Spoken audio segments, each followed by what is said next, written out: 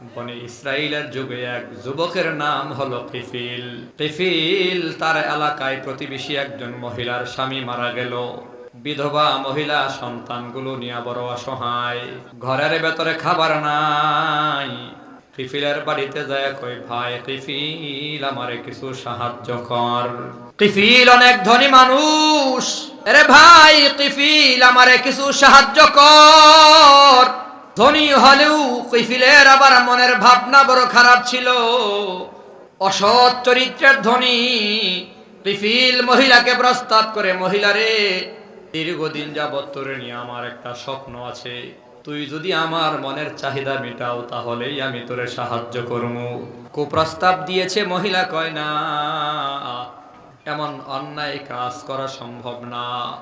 মহিলা বাড়িতে চলে গেছেন, গিয়া দেখেন সন্তানগুলো মাটিতে গড়াগড়ি করে। মা সন্তান যখন ক্ষুধার তাড়নায় গড়াগড়ি করে, কোনো মা সহ্য করতে পারে না। সন্তানগুলোর অসহায়, একেবারে মারা যাবে ক্ষুধার তাড়নায়, মাটিতে গড়াগড়ি করে। মায়ের তো দিল ভাঙ্গা গেছে, মায়া লাইগা গেছে।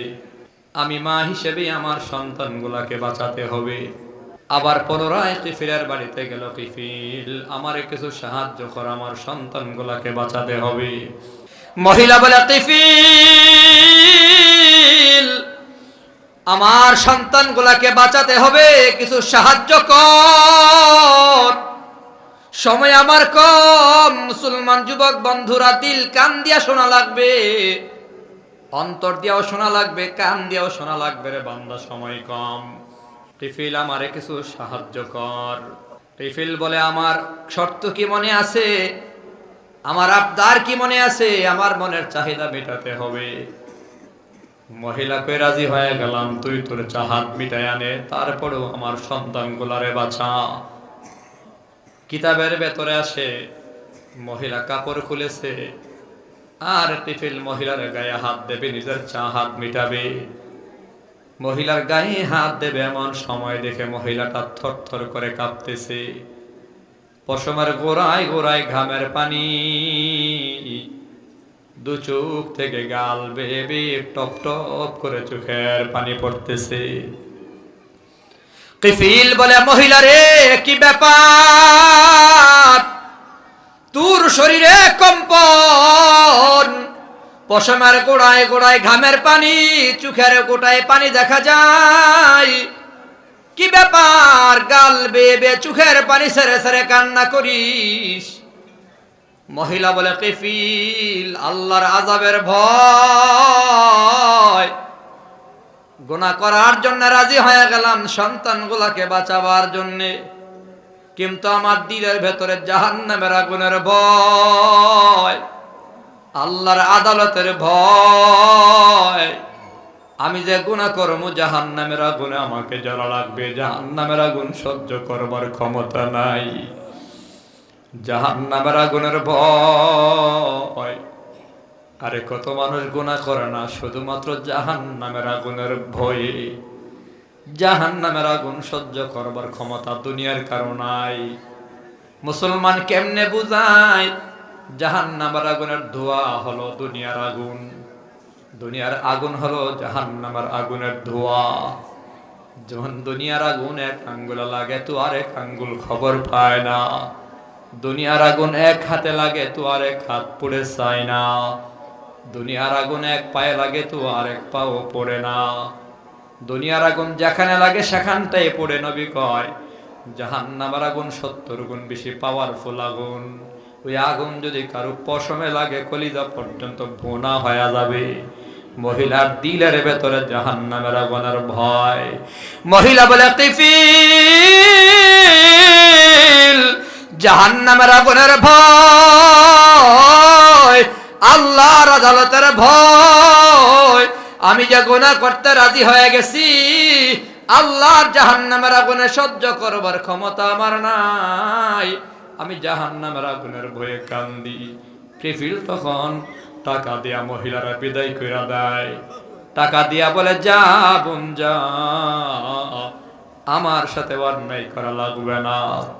তুই অভাবের ভেতরে পড়ার পরেও আল্লাহর আদালতের এত ভয়, জাহান্নামের আগুনের এত ভয়, এত ভাবের ভেতর থাইকাও তুই আল্লাহর আযাবের কথা বলিস না।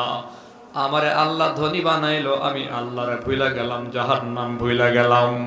বোন, তোর আল্লাহর ভয় দেখা আমার দিলটার ভেতরও আল্লাহর ভয় ঢুকে গেছে। যা যা অন্যায় করা লাগবে না। কিফিল মহিলাকে বিদায় কইরা জঙ্গলের দিকে রওনা করে। জঙ্গলের ভেতরে জীর্ণ শীর্ণ ঘর, দরজা লাগায় সাজদায় কইরা কিফিল আল্লাহরে ডাকে, আল্লাহ দুনিয়ার কেউ আমারে পছন্দ করে না, আয় আল্লাহ তুমি ছাড়া কেউ নাই। দুনিয়ার সবাই আমার পাপী জানে, পাপিষ্ঠ হিসাবে চিনে। আমার মা বাবাই আমারে পছন্দ করে না রে আল্লাহ। আমার বিবিও তো আমারে বিশ্বাস করে না। আমার সন্তানের কাছে আমি একজন পাপিষ্ঠ বাবা। ও মালিক, তুমি আমারে মাফ করিয়া দাও। তোমার দরবার ছাড়া কোনো দরবার আমার নাই।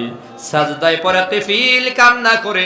আল্লাহর নবী বলে, আত্তাইবু মিনাজ যামবি কামাল্লা যামবালা। কেউ যদি তওবা করে তার গুনাহগুলো এমন ভাবে ক্ষমা করে দেওয়া হয়, আমল নামায় গুনাহের চিহ্ন পর্যন্ত থাকে না। ইয়া ইবাদিয়াল্লাযীনা আসরাফু আলা আনফুসিহিম লা তাকনাতু মির রাহমাতিল্লাহ। আল্লাহ বলে, বান্দা আয় আয়, যত গুনাহ করেছো বান্দা সব গুনাহ নিয়া আমার দরবারে আয়। আমি সাত্তারুল গায়ুব, আমি গাফফারুজ যুনুব। আমি আল্লাহর কাছে ক্ষমা চাও। আমি আল্লাহ এমন ভাবে তোমারে ক্ষমা করব, তোমার আমল নামায় গুনাহের চিহ্ন পর্যন্ত থাকবে না। কিফিল সাজদায় পড়ে আল্লাহর দরবারে তওবা করে। কিফিল সাজদায় পড়ে কান্না করে বলে, মালিক তুমি আমারে মাফ করিয়া দাও। শয়তানের ধোঁকায় পড়ে পড়ে, নফসে আম্মারার ধোঁকায় পড়ে পড়ে গুনাহ করেছি। তোমার ওই বান্দির দিলের ভেতরে তোমার ভয় দেখা আমার দিলের ভেতরে তোমার আযাবের ভয় ঢুকে গেছে। আল্লাহ তোমার কাছে মাফ চাই, গুনাহ করো না, তওবা কবুল করো।